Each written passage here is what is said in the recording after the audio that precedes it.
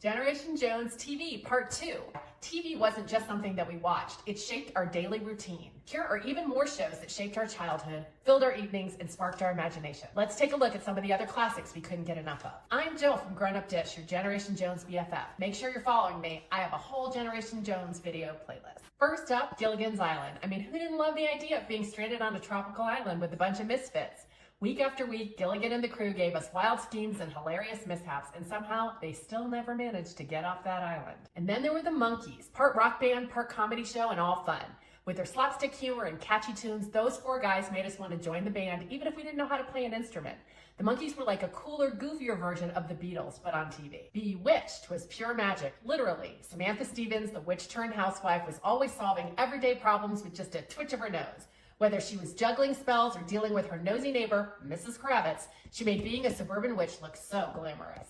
And speaking of magic, who could forget I Dream of Jeannie? Jeannie and her iconic bottle gave us endless laughs as she tried to make life easier for her master, Major Nelson, through her magical mishaps, although she usually made things much more complicated. And who could forget Happy Days? The Fonz was the epitome of cool. Leather jacket, motorcycle, and that signature, hey! We lived vicariously through Richie and the gang at Arnold's Diner, dreaming of a simpler, carefree days of the 1950s, even though we were living through the 70s. And then there was Green Acres, where city life met farm life with hilarious results.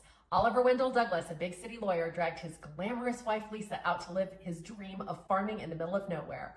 While Oliver was all about hard work and fresh air, Lisa couldn't quite let go of New York City roots and cooked hotcakes in an evening gown. Action-packed excitement, the $6 Million Man had us all on the edge of our seats. Steve Austin was the bionic man, part human, part machine. We all wanted to run in slow motion with that classic sound effect.